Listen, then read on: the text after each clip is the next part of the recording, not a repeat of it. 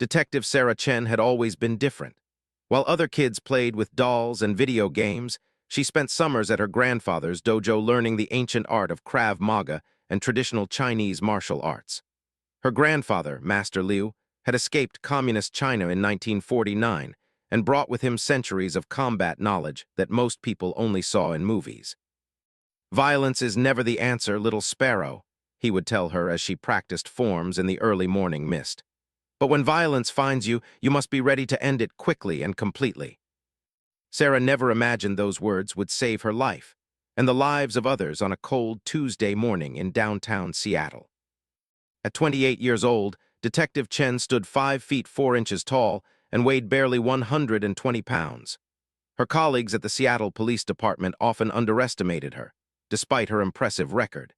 She had graduated top of her class from the academy, earned commendations for bravery, and had successfully de-escalated more domestic violence situations than any officer in her precinct. Yet somehow, the old boys club still saw her as the little Asian girl who got lucky. The morning of October 15th started like any other. Sarah arrived at the precinct at 6 a.m., an hour before her shift officially began. She used this quiet time to review case files and prepare for the day ahead. The coffee was terrible, the fluorescent lights buzzed incessantly, and the heating system clanged like an old radiator, but this was her sanctuary. Here, surrounded by evidence boxes and case reports, she felt most at home. Her partner, Detective Mike Rodriguez, stumbled in around 7:30, looking like he had wrestled with a bottle of whiskey and lost. Mike was a good cop with 20 years on the force, but his personal life was falling apart. His wife had filed for divorce 6 months earlier, and he had been hitting the bottle harder than usual. "Morning sunshine," Sarah said without looking up from her paperwork. "Rough night." Mike grunted and poured himself a cup of coffee that looked thick enough to stand a spoon in. "My lawyer says the hearing got moved up to next week. Lisa wants half of everything, including my pension." Sarah looked up at her partner with genuine concern. Despite his recent struggles, Mike had always had her back on the street. When other officers questioned her methods or made snide comments about her size, Mike shut them down quickly and effectively. "You want to talk about it?" she offered.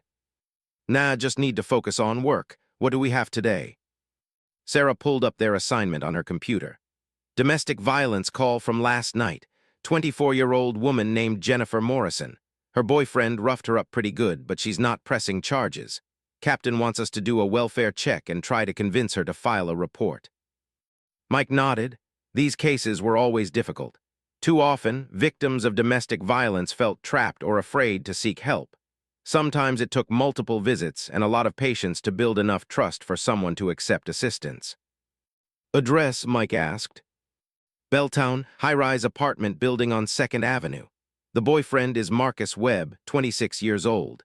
He's got priors for assault and battery, plus a weapons charge from 2 years ago." "Great," Mike muttered. "Another upstanding citizen." They gathered their equipment and headed for the parking garage. Seattle was experiencing an unusually cold October, and a light rain was falling, making the streets slick and treacherous. Sarah checked her service weapon, a Glock 19, ensuring it was properly secured in her holster.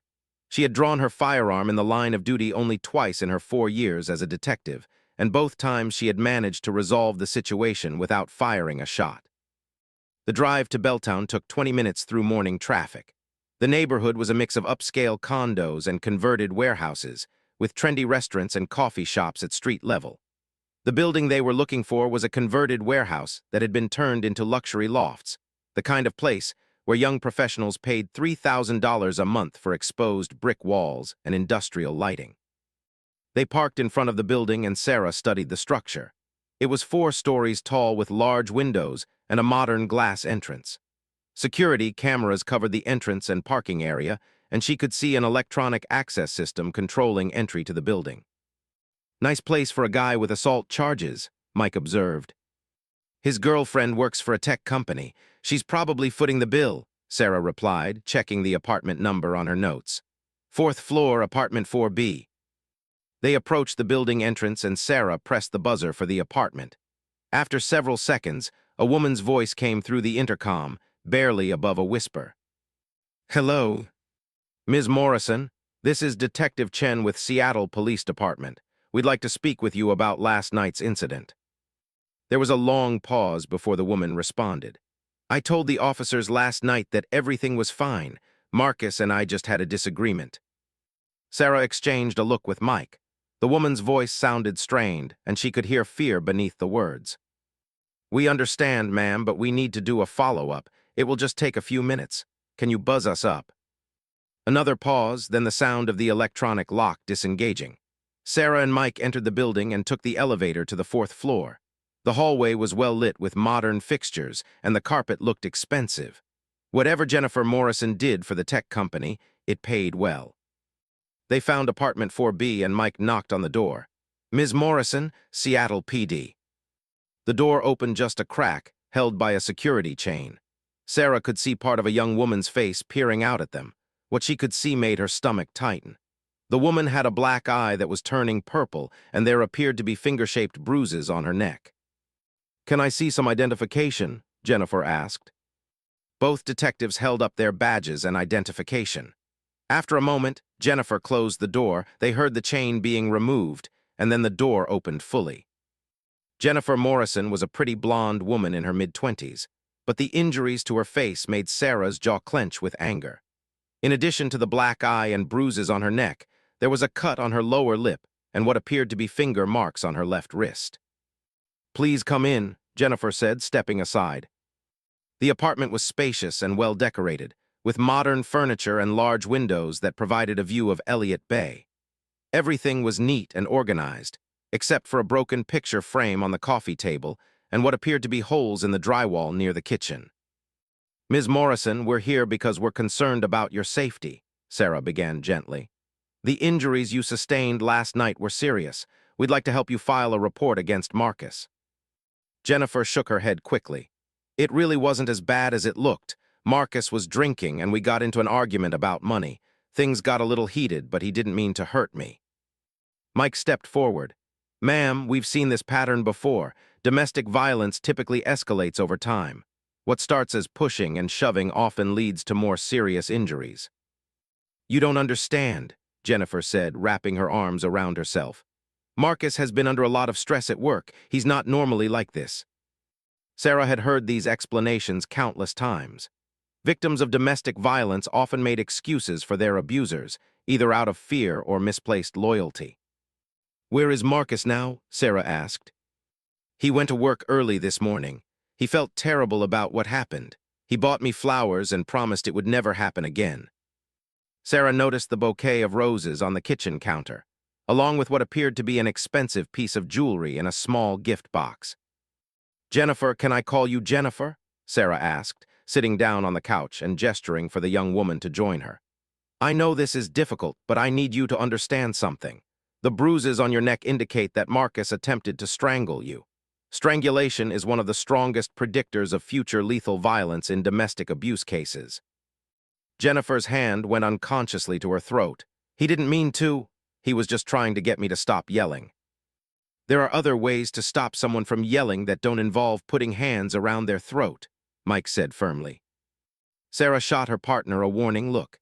She could see that Jennifer was already shutting down, and Mike's direct approach might push her further into defensive mode. Jennifer, I want to share something with you, Sarah said softly. When I was a little girl, my mother was in a relationship with a man who hurt her. I watched her make excuses for him, just like you're doing now. She told herself that he was stressed, that work was difficult, that he didn't mean it. Jennifer looked up at Sarah with interest. One night when I was 8 years old, he put my mother in the hospital. She had 3 broken ribs, a concussion, and internal bleeding. She almost died because she waited too long to get help. What happened to him? Jennifer asked quietly. He went to prison for attempted murder, but by then, the damage was done. My mother never fully recovered from her injuries, and I spent years blaming myself for not doing something sooner. Jennifer was crying now, tears running down her cheeks and onto her lap. I know you care about Marcus, Sarah continued, but caring about someone doesn't mean allowing them to hurt you, and the truth is, by not holding him accountable for his actions, you're actually enabling him to become worse. Mike had moved to the window and was looking down at the street. Jennifer, we can't force you to press charges, but we can connect you with resources that will help you stay safe. There are shelters, counseling services, and legal advocates who specialize in domestic violence cases. Jennifer wiped her eyes with a tissue. What if he finds out I talked to you? He'll be furious. We can arrange for protective services if you're willing to file a report, Sarah said. But more importantly, we can help you develop a safety plan for situations like this in the future. Sarah spent the next 30 minutes talking with Jennifer about warning signs, escape routes, and emergency procedures. She could see that the young woman was beginning to understand the seriousness of her situation. I need time to think, Jennifer finally said. Sarah handed her a business card. That's my direct number. You can call me anytime, day or night. And if Marcus comes back and you feel threatened, call 911 immediately. They were preparing to leave when Sarah's radio crackled to life. All units, we have a robbery in progress at 2nd Avenue and Bell Street. Suspects are armed and dangerous. Multiple hostages reported. Sarah and Mike looked at each other. The address was less than 2 blocks away. That's the First National Bank, Mike said. They could hear sirens in the distance, getting closer. Sarah looked out the window and could see police cars racing down 2nd Avenue. We should respond, Mike said. Sarah nodded, then turned back to Jennifer. We have to go, but please think about what we discussed. Your life may depend on it. As they headed for the elevator, Sarah couldn't shake the feeling that this was going to be more than just a routine bank robbery. Something in the urgency of the dispatcher's voice suggested that this situation was already out of control. They reached the street and could see smoke rising from the direction of the bank. Multiple police cars had arrived on scene, and Sarah could hear what sounded like gunfire in the distance. This is going to be a long day, Mike muttered as they got into their car. Sarah checked her service weapon one more time and adjusted her radio. She had no idea that in less than an hour, that same weapon would be taken from her, and she would have to rely on skills she had learned 20 years earlier in her grandfather's dojo. The morning rain had stopped, but dark clouds were gathering overhead, promising more storms to come. Sarah looked up at the sky and remembered another one of her grandfather's sayings. The storm reveals who has been swimming naked. She was about to find out exactly what that meant. The First National Bank on 2nd Avenue was a modern building with floor-to-ceiling windows and an open floor plan designed to make customers feel welcome and comfortable. On this particular Tuesday morning, it had become a war zone. Detective Sarah Chen and her partner Mike Rodriguez arrived on scene to find chaos. 3 patrol cars were already positioned behind makeshift barriers, and uniformed officers were crouched behind their vehicles with weapons drawn. The acrid smell of gunpowder hung in the air, and broken glass from the bank's windows littered the sidewalk. Sergeant Williams, the patrol's supervisor, jogged over to their car as they parked behind the police perimeter. "What's the situation?" Sarah asked as she and Mike got out of their vehicle. 4 armed suspects entered the bank approximately 20 minutes ago, Williams reported. They took out the security guard immediately and have at least 15 hostages inside. We've had sporadic gunfire for the past 10 minutes. Sarah studied the building. Through the shattered windows, she could see movement inside, but the angle made it impossible to get a clear view of what was happening. "Any demands?" Mike asked. "Not yet. They cut the phone lines before we could establish communication. SWAT is en route, but they're tied up with another situation across town. ETA is 45 minutes. 45 minutes was an eternity in a hostage situation. Sarah knew that the longer these situations dragged on, the more likely they were to end in tragedy.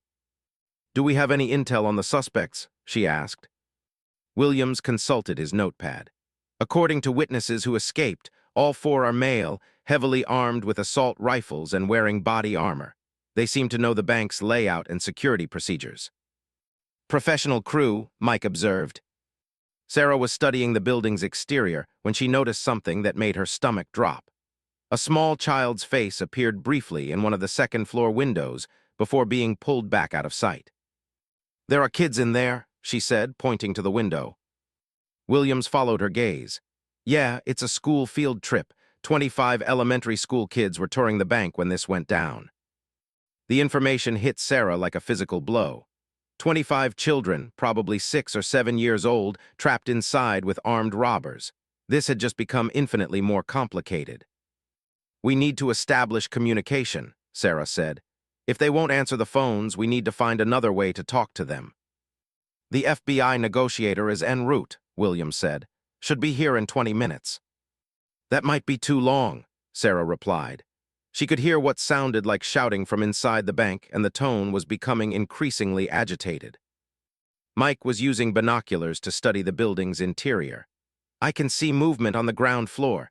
Looks like they have hostages lined up against the far wall." Sarah took the binoculars and focused on the scene inside. What she saw made her blood run cold. The hostages were on their knees with their hands behind their heads. Among them, she could see several small figures that were obviously children. Some of the kids were crying, and she could see adults trying to comfort them while staying in the positions demanded by their captors. "We need to do something," she said quietly. As if in response to her words, the front door of the bank suddenly burst open. A man in black tactical gear emerged, dragging a woman by her arm. The woman appeared to be a bank employee, probably in her 50s, and she was clearly terrified. The man raised a megaphone to his mouth. "We want a helicopter and safe passage to the airport. You have 30 minutes or people start dying." The bank employee was sobbing, and Sarah could see that the woman's hands were shaking uncontrollably. "And just so you know, we're serious," the man continued, raising his assault rifle and pointing it at the woman's head. "Don't do anything stupid," Sergeant Williams shouted through his own megaphone. "Let's talk about this." The gunman ignored him and continued his demands. "We want the helicopter here in 25 minutes now, and we want all these cops to back off to a 2-block perimeter." Sarah was calculating angles and distances when she noticed something important. The gunman's attention was focused entirely on the police in front of the building. He had positioned himself near the main entrance, but there was a service entrance on the side of the building that appeared to be unguarded. "Mike, can you see the side entrance from here?" she asked quietly. Mike adjusted his position and looked through the binoculars. "Yeah, there's a door about 50 feet down the alley. Looks like it leads to the bank's break room area." Sarah knew the layout of this particular bank because she had investigated a fraud case here 6 months earlier. The side entrance led to the employee break room and storage areas, which connected to the main banking floor through a hallway behind the teller stations. If someone could get in through that side door, they might be able to get a better assessment of the situation inside, she said carefully. Williams overheard her. "Absolutely not, we wait for SWAT." But Sarah was already thinking through the possibilities. With children's lives at stake, waiting for SWAT might not be an option. The gunman was still holding the bank employee hostage when another figure appeared in the broken front window. This one was younger, maybe mid-20s, and he looked agitated. "Tony, we got problems in here. One of the kids is having some kind of attack." The gunman with the megaphone, apparently Tony, turned toward the building. "What kind of attack?" "I don't know, man. She can't breathe right and she's turning blue." Sarah felt her heart rate spike. A child was having a medical emergency, possibly an asthma attack or panic-induced breathing problems. "We need medical attention for a child," Williams shouted through his megaphone. "Let us send in a paramedic." "No way," Tony shouted back. "Nobody comes in." Sarah could see that the situation was deteriorating rapidly. The gunman holding the bank employee was becoming more agitated, and the news about the child clearly had him rattled. "Mike, I'm going to circle around to the side of the building," she said quietly. "Sarah, don't even think about it," Mike warned. "Williams is right, this is a job for SWAT." But as they were talking, they heard a child screaming from inside the bank. The sound was piercing and desperate, and it cut through Sarah like a knife. "That's it," she said. "I'm not listening to children die while we wait for backup." Before Mike or Williams could stop her, Sarah was moving. She stayed low and used the parked cars for cover as she made her way around the block toward the side alley. Her heart was pounding, but her grandfather's training kept her movements smooth and controlled. The alley was narrow and filled with dumpsters and recycling bins. Sarah approached the side door carefully, listening for any sounds from inside the building. She could hear muffled voices and what sounded like crying, but no movement near the door itself. She tried the handle and found it unlocked. The door opened into a small break room with vending machines and a microwave. Sarah drew her service weapon and moved carefully through the room toward the hallway that led to the main banking floor. As she moved down the hallway, she could hear the gunmen more clearly. They were arguing among themselves, and she could tell that they were under tremendous stress. This was bad news because stressed criminals made poor decisions, and poor decisions in hostage situations usually resulted in people getting hurt. "Where's that helicopter?" one of them was shouting. "It's only been 10 minutes, Jake," another voice replied. "These things take time." "Well, they better hurry up because I'm about done with babysitting these people." Sarah reached the end of the hallway and carefully peered around the corner. What she saw confirmed her worst fears. The 4 gunmen were spread around the banking floor, all heavily armed and wearing body armor. The hostages were grouped against the far wall, exactly as Mike had described. But what made her stomach clench was the sight of the children. They were huddled together in a tight group, surrounded by their teacher and several adult chaperones. One little girl, probably 6 years old, was lying on the floor and appeared to be having trouble breathing. Her lips had a blue tint that Sarah recognized as cyanosis. The child was dying, and the gunmen were too focused on their escape plan to care. Sarah assessed the tactical situation. The gunmen were positioned at roughly the 4 corners of the main banking floor. The one called Tony was still near the front entrance with his hostage. Jake was near the teller counter, packing back and forth and growing more agitated by the minute. A 3rd gunman was positioned near the vault area, and the 4th was closest to Sarah's position, maybe 30 feet away. The problem was that even if she could neutralize 1 or 2 of them, the others would almost certainly start shooting. And with children packed so closely together, the casualties would be catastrophic. She needed a different approach. Sarah activated her radio and whispered her location to Mike. "I'm inside the building, side entrance. I can see all 4 suspects and all hostages." Mike's voice came back immediately. "Sarah, get out of there now. That's an order." "There's a child dying in here, Mike. She needs medical attention immediately." Before Mike could respond, Sarah heard footsteps approaching her position. The 4th gunman, the one closest to her location, was walking toward the hallway. Sarah quickly holstered her weapon and pressed herself against the wall. If he discovered her position, the entire situation would explode into violence. The gunman appeared at the mouth of the hallway, carrying an AR-15 assault rifle. He was young, maybe 22 or 23, with tattoos covering his arms and neck. He looked nervous and kept glancing back toward his companions. "Hey, Tony," he called out. "I'm going to check the back rooms again." "Make it quick, Danny," Tony replied from the front of the bank. Danny started walking down the hallway toward Sarah's position. She had maybe 10 seconds before he would see her. Sarah's grandfather had taught her that in life-or-death situations, hesitation was often fatal. When violence was inevitable, the person who acted first usually survived. Danny was 8 feet away when Sarah stepped out of the shadows. The young gunman's eyes widened in surprise, and he started to raise his assault rifle. But Sarah was already moving. Years of martial arts training had conditioned her body to react faster than conscious thought. She stepped inside Danny's reach and grabbed the barrel of the rifle with her left hand, pushing it away from her body. At the same time, she drove her right elbow up into his solar plexus with every ounce of force she could generate. Danny doubled over, gasping for air, and Sarah used his momentum to twist the rifle out of his hands. But as she gained control of the weapon, Danny recovered enough to shout a warning. "There's a cop back here," he yelled, his voice carrying clearly across the banking floor. Sarah heard immediate response from the other gunmen. "What, where? How did they get in? Kill her." Sarah found herself in possession of an assault rifle, but she was also completely exposed. The element of surprise was gone, and in seconds, the other 3 gunmen would be converging on her position. But before she could decide on her next move, Danny lunged at her, apparently determined to recover his weapon. They struggled for control of the rifle, and during the fight, Danny managed to grab Sarah's service weapon from her holster. "I got her gun," Danny shouted triumphantly, pointing Sarah's own Glock at her. That was when everything changed. Sarah found herself disarmed, facing a determined criminal, with the lives of 25 children hanging in the balance. Her grandfather's voice echoed in her mind. "When you have no weapons, little sparrow, you become the weapon." Sarah looked at Danny, who was grinning now that he had gained the upper hand. She calculated his position, his stance, and his obvious inexperience with handguns. "You made a big mistake coming in here, lady cop," Danny said. Sarah smiled coldly. "No," she replied quietly, "you made the mistake of taking my gun." Danny's grin faltered slightly. There was something in Sarah's voice that suggested he was about to discover exactly how big a mistake it had been. Time seemed to slow down as Detective Sarah Chen faced Danny, who was pointing her own service weapon at her chest.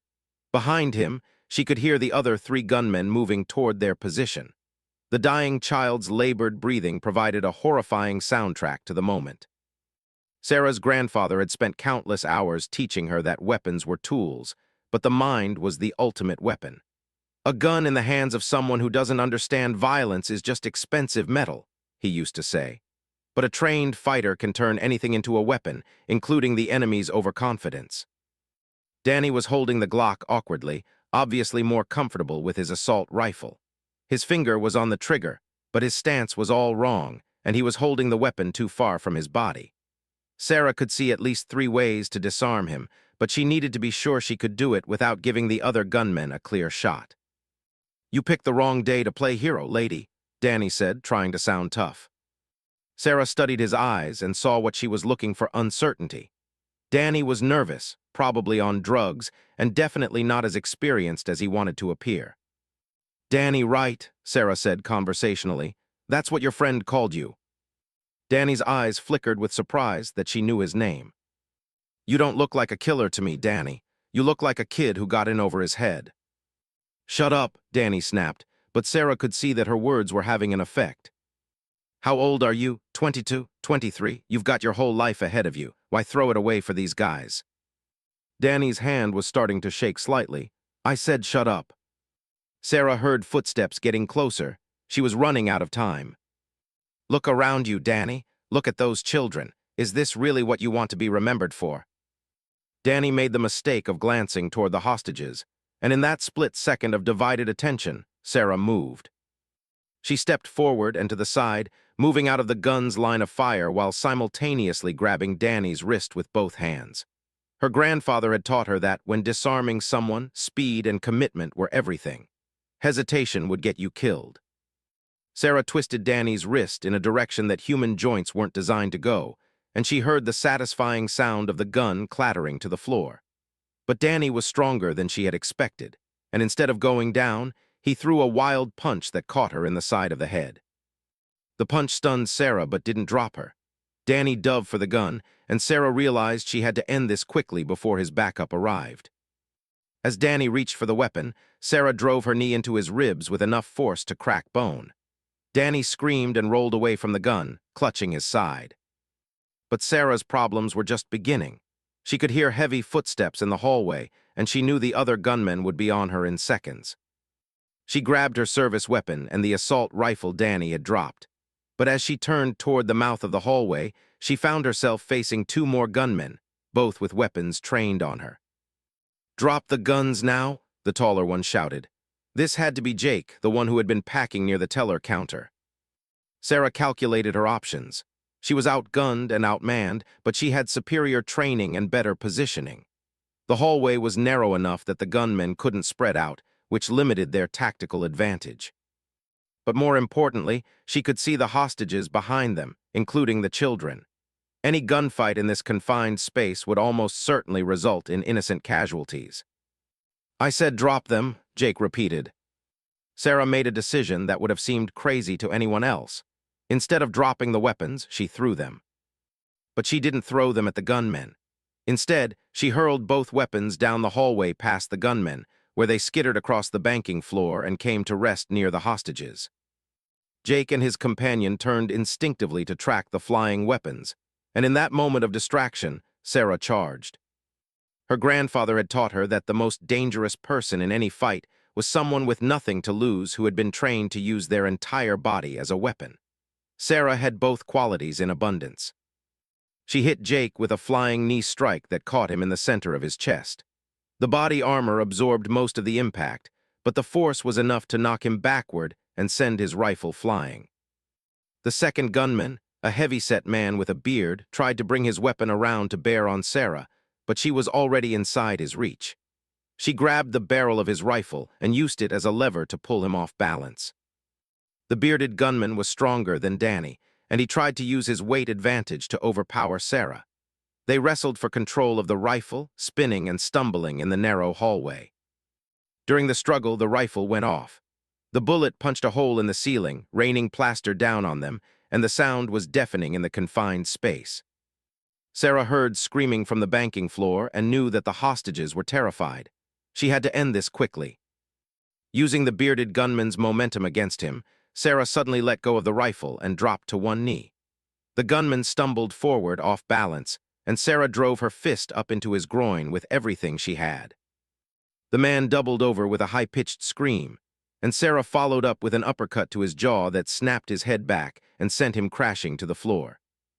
But Jake had recovered and was reaching for a pistol in his waistband. Sarah saw the movement and knew she was about to be shot. Then everything changed again. A voice from the banking floor shouted, "Tony, the cops are moving in from the front. They're coming through the windows." It was a lie. Sarah could tell from the voice that it was one of the adult hostages, probably trying to create confusion. But it worked. Jake stopped reaching for his pistol and turned toward the main banking area. "What, how many?" Jake shouted back. "I see at least 6 of them," the same voice replied. Sarah used the distraction to close the distance between herself and Jake. She hit him with a combination her grandfather had taught her, a palm strike to the nose followed by a knee to the solar plexus. Jake's nose broke with an audible crack, and blood streamed down his face. He tried to fight back, throwing wild punches, but Sarah had been training for this kind of close-quarters combat since she was 6 years old.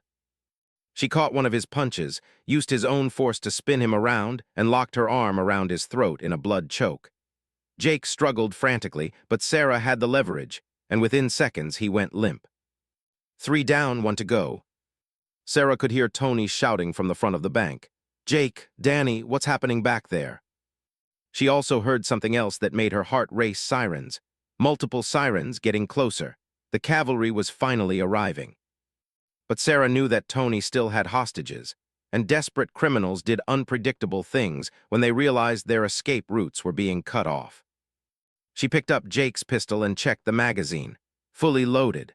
She also grabbed the assault rifle from the bearded gunman, who was still curled up on the floor, clutching his jaw. Now she was armed again, but the situation had fundamentally changed. Tony knew there was a police officer inside the bank, and he would be expecting her to come for him. The element of surprise was gone. Sarah keyed her radio and whispered her status to Mike. 3 suspects down, 1 remaining. He still has hostages, including the sick child. Mike's voice came back immediately. "SWAT is here. Pull back and let them handle it." But Sarah could hear the child's breathing getting worse. The little girl was running out of time. "Negative. The child needs immediate medical attention. I'm going to try to create an opening for the paramedics." "Sarah, don't do anything heroic. That's an order." Sarah almost smiled at that. She was way past heroic and well into the realm of certifiably insane. She moved carefully down the hallway toward the main banking floor. She could see Tony near the front entrance, still holding the bank employee hostage. He was agitated and kept looking back toward the hallway where his 3 companions had disappeared. The hostages were exactly where they had been before, huddled against the far wall. But Sarah could see that the adult who had shouted the false warning about police was now kneeling next to the sick child, trying to help her breathe. Sarah needed to get closer, but the main banking floor was wide open. If she stepped out of the hallway, Tony would see her immediately. Then she noticed something that gave her an idea. The bank had a raised platform area where customers could fill out deposit slips and loan applications. If she could get to that platform, she would have a better angle on Tony while staying partially concealed. But getting there would require crossing 15 feet of open space. Sarah took a deep breath and remembered another of her grandfather's lessons. Sometimes, little sparrow, the most dangerous thing you can do is also the safest. When the enemy expects you to be careful, be bold. She stepped out of the hallway and ran directly toward Tony, screaming at the top of her lungs. Tony spun around, shocked by the sudden appearance of a police officer charging directly at him. He had been expecting stealth, not a frontal assault. For a crucial second, Tony hesitated, unsure whether to shoot at Sarah or maintain control of his hostage. That second was all Sarah needed. She dove behind the platform, rolled, and came up with Jake's pistol aimed at Tony's center mass. "Seattle police, drop your weapon." But Tony had recovered from his surprise and was now using the bank employee as a human shield. "Back off or I kill her," he shouted. Sarah could see that Tony's finger was on the trigger of his assault rifle, which was pointed at the hostage's head. She was a good shot, but not good enough to guarantee a clean hit with a civilian's life hanging in the balance. "You're surrounded, Tony," she called out. "Your 3 friends are down, the building is surrounded, this is over." "It's not over until I say it's over," Tony replied. That was when Sarah heard the sound she had been dreading. The little girl's breathing had stopped completely. The adult who had been helping her was performing CPR, but Sarah could see that the child was turning blue. Without immediate medical intervention, she was going to die. Sarah made another decision that went against everything she had been trained to do in hostage situations. "Tony," she called out, "there's a dying child in here. Let me get the paramedics in to help her." "No way." "She's 6 years old, Tony. She has nothing to do with this. Let me save her life."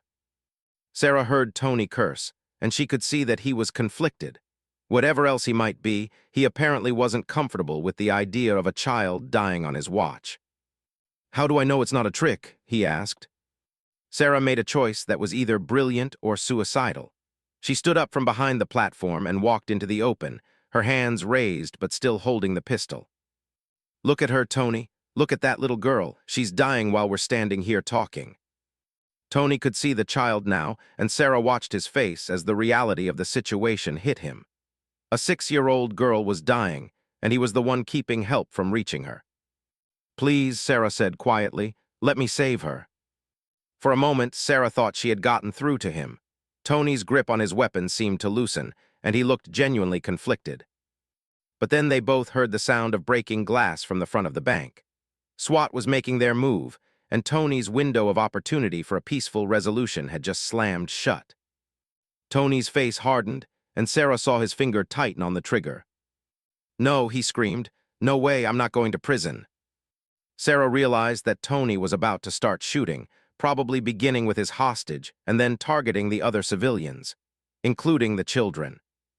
She had maybe 2 seconds to prevent a massacre. Her grandfather's voice echoed in her mind one final time. "When all else fails, little sparrow, sometimes the only way to save lives is to risk your own." Sarah Chen, armed only with a borrowed pistol and 20 years of martial arts training, prepared to take on an armed, desperate criminal in a final confrontation that would determine whether 25 children lived or died. Detective Sarah Chen stood in the middle of the bank's main floor, 15 feet away from Tony, who was holding his assault rifle to the head of a terrified bank employee. Behind Tony, she could see SWAT officers preparing to breach the front entrance, their movements visible through the shattered windows. The dying child's lips were now completely blue, and the adult performing CPR was beginning to show signs of panic. Sarah estimated the little girl had maybe 90 seconds before brain damage became irreversible. "Tony, listen to me very carefully," Sarah said, her voice steady despite the adrenaline coursing through her system. "In about 30 seconds, those SWAT officers are going to come through that door with flashbang grenades and automatic weapons. If you're holding a gun when they come in, they will kill you." Tony's eyes darted between Sarah and the front entrance. She could see the calculation happening in his mind. The robbery had gone completely wrong. His crew was down, and his escape route was cut off. "But if you surrender now," Sarah continued, "you'll live. You'll go to prison, but you'll be alive, and that little girl will be alive too." "Shut up," Tony screamed. "I need to think." But thinking was a luxury Tony no longer had. Through the broken windows, Sarah could see the SWAT team leader making hand signals. They were about to move. "There's no time to think, Tony. Choose. Die here like your friends or live to see another day." Tony's finger was trembling on the trigger. The bank employee was sobbing uncontrollably, and Sarah could see that Tony was on the verge of complete mental breakdown. That was when the dying child made a sound that cut through everything else, a weak, desperate gasp for air. Tony turned toward the sound instinctively, and in that moment of distraction, Sarah made her move. But instead of shooting Tony, She did something that would be talked about in police training academies for years to come. She threw her gun away.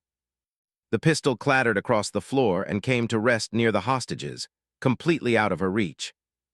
Tony spun back toward her, confused and alarmed. "What are you doing?"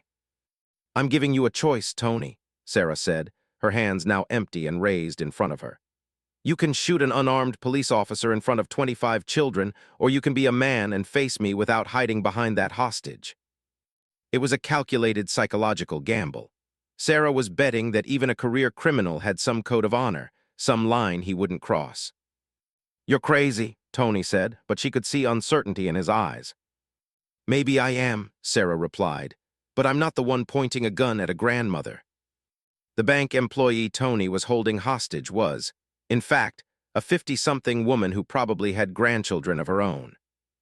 "Let her go, Tony. If you want to shoot somebody, shoot me, but let's do it like adults, not like cowards." Sarah's grandfather had taught her that sometimes the most effective weapon was the enemy's own conscience. Even hardened criminals usually had some remnant of the moral code they had grown up with. Tony was clearly struggling with the situation. He had probably never been in a position where someone voluntarily disarmed themselves and challenged him to a fair fight. "This is some kind of trick," he said. "No trick," Sarah replied. "Just one person with nothing to lose giving another person with nothing to lose a chance to die with dignity." Behind Tony, Sarah could see the SWAT team getting into final position. She estimated she had maybe 20 seconds before they breached the entrance. "Decide now, Tony. Go out like a man or go out like a coward." Tony looked at the hostage he was holding, then at the dying child, then back at Sarah. She could see the moment when something shifted in his mind. "You know what?" he said, suddenly pushing the bank employee away from him. "Fine, you want to play hero, let's play." Tony raised his assault rifle and aimed it directly at Sarah's chest. From 15 feet away, there was no way he could miss. But as his finger tightened on the trigger, Sarah was already moving.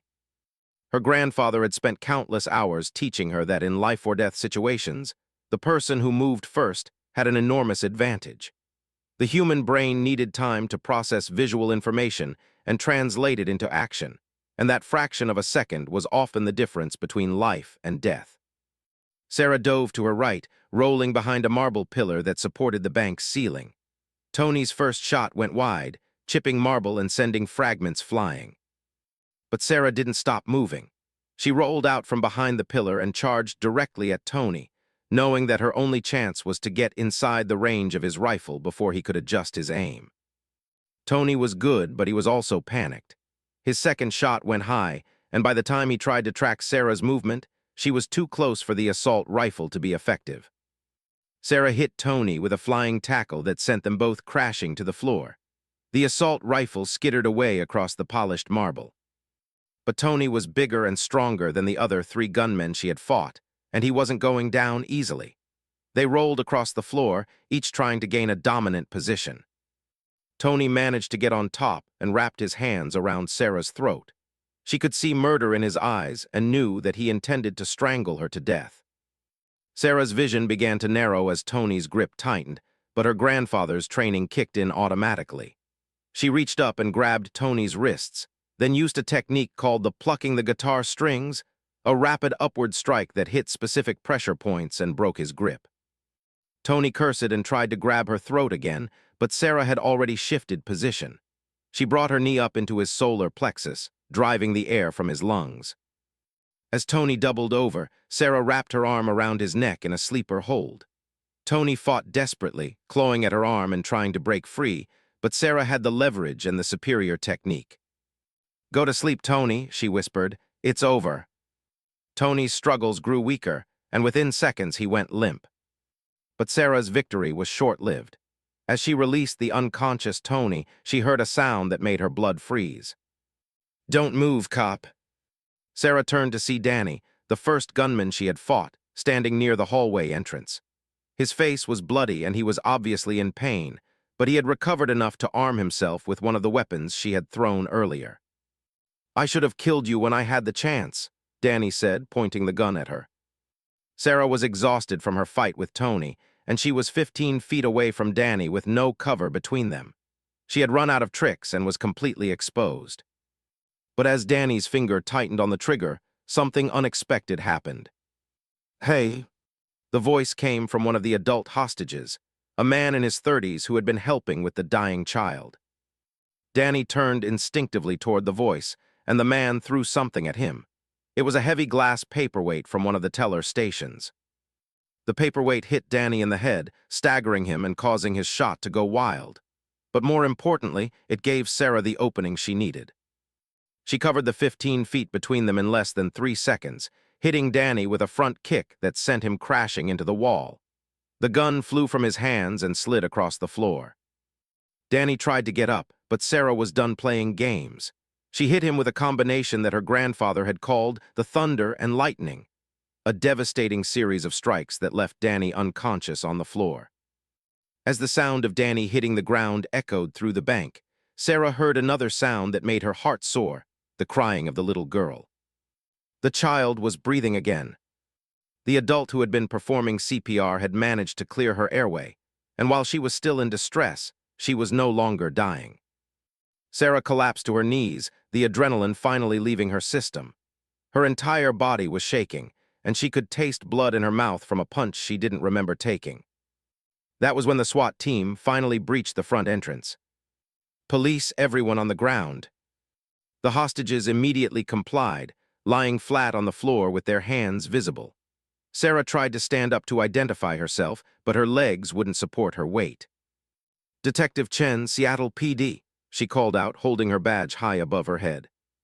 The SWAT team leader approached her carefully, his weapon lowered but ready. "Are you injured, detective?" "I'm fine," Sarah said, though she clearly wasn't. "The hostages need medical attention, especially the little girl." As paramedics rushed into the bank, Sarah looked around at the aftermath of the confrontation. 4 armed gunmen lay unconscious or injured on the floor. 25 children and several adults were safe. The dying child was breathing and crying, which meant she was going to be okay. But what struck Sarah most was something she saw in the faces of the hostages as they were being helped to their feet. It wasn't fear or trauma, though those emotions were certainly present. It was something else, something that made all the pain and exhaustion worthwhile. It was gratitude and hope, and the knowledge that sometimes, when everything seems lost, one person with enough training and determination can make all the difference in the world. Sarah's grandfather would have been proud. But the story wasn't over yet. As Sarah was being checked by paramedics and debriefed by investigators, she had no idea that the most difficult challenge of her career was still ahead of her. The media was calling her a hero, but Sarah knew better. Heroes didn't deliberately put themselves in situations where they had to fight 4 armed criminals with nothing but their bare hands. Heroes were smart. Heroes waited for backup. Heroes didn't risk the lives of civilians by engaging in hand-to-hand combat in enclosed spaces. What Sarah had done was something else entirely, something that didn't have a name in any police manual.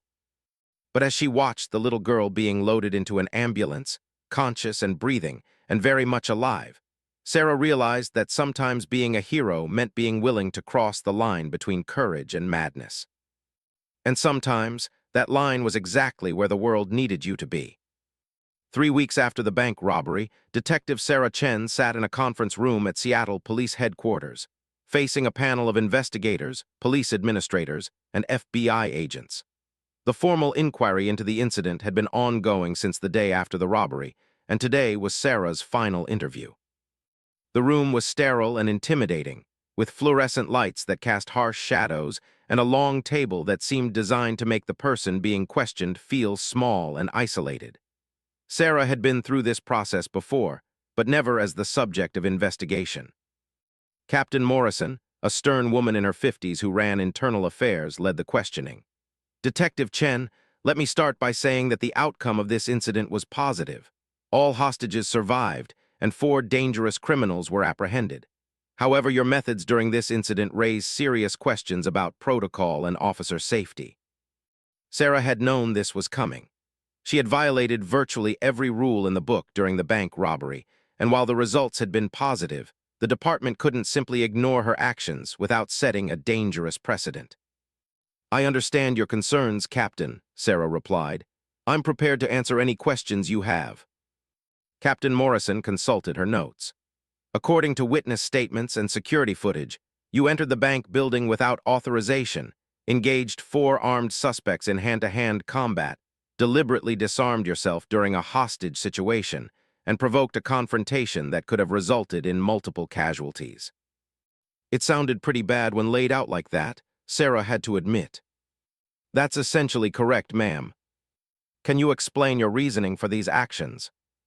Sarah had been preparing for this question for 3 weeks. There was a child dying inside that bank, Captain. The SWAT team was 40 minutes out, and I assessed that waiting for backup would result in the death of a 6-year-old girl.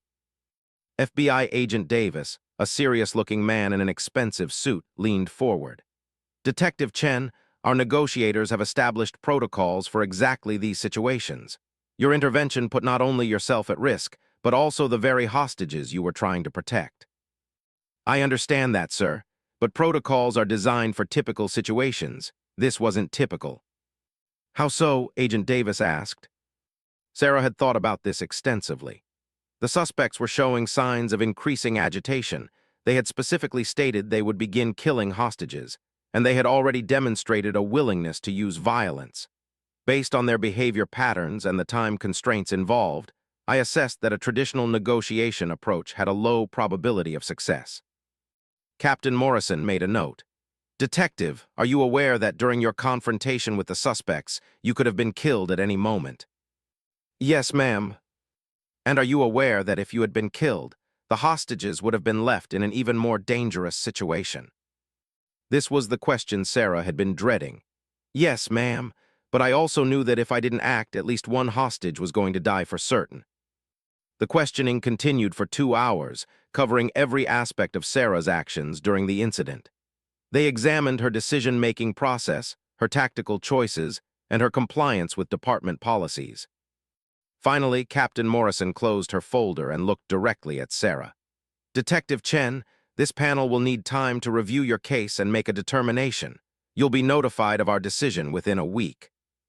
As Sarah left the conference room, she felt a mix of relief and anxiety. She had done what she thought was right, but she also knew that her career might be over. Detective Mike Rodriguez was waiting for her in the hallway. Her partner looked tired and worried. How did it go? He asked. About as expected, Sarah replied.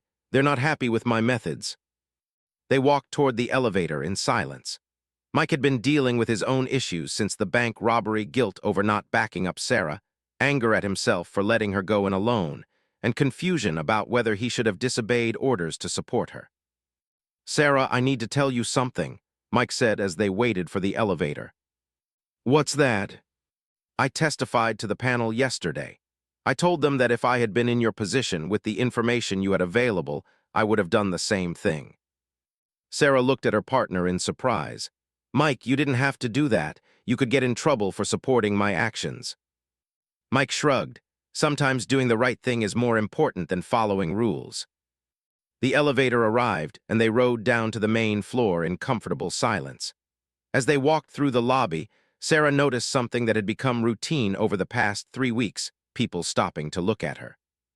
The media coverage of the bank robbery had been extensive, and Sarah's photograph had been on the front page of every newspaper in the city.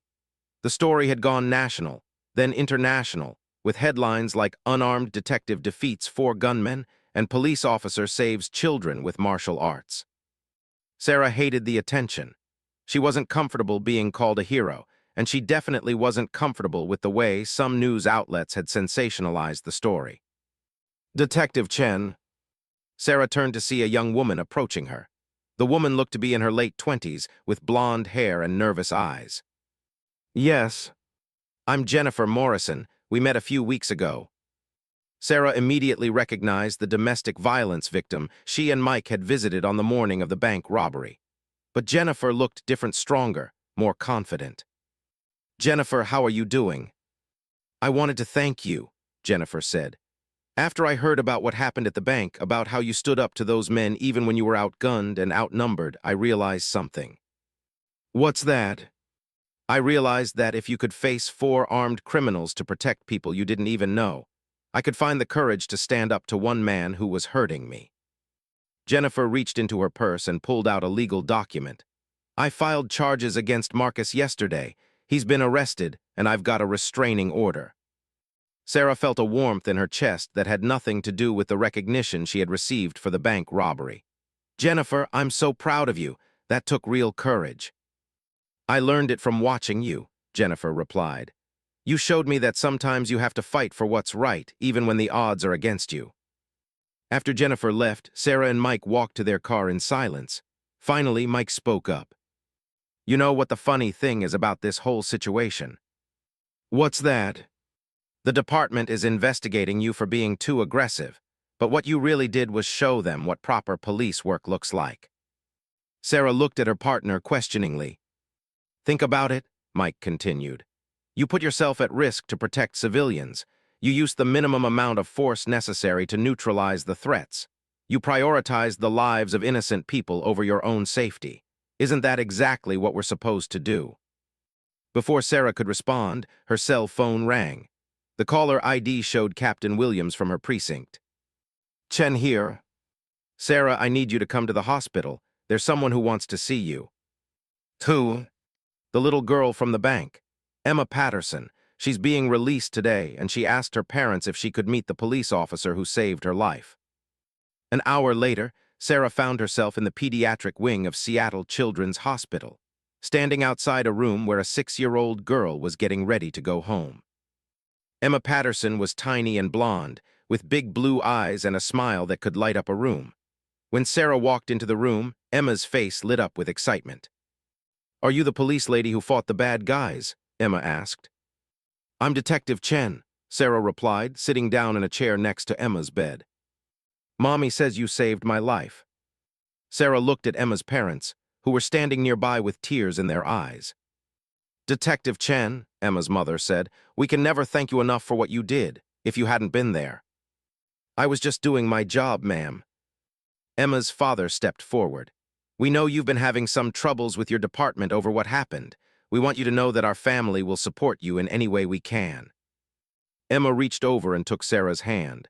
My daddy says some people don't understand why you had to fight the bad guys, but I understand. You do? Sarah asked. Emma nodded solemnly. Sometimes good people have to do scary things to protect other people. That's what makes them heroes. As Sarah left the hospital, she thought about Emma's words. The little girl had understood something that a room full of police administrators and FBI agents had missed. Sometimes being a hero wasn't about following rules or procedures.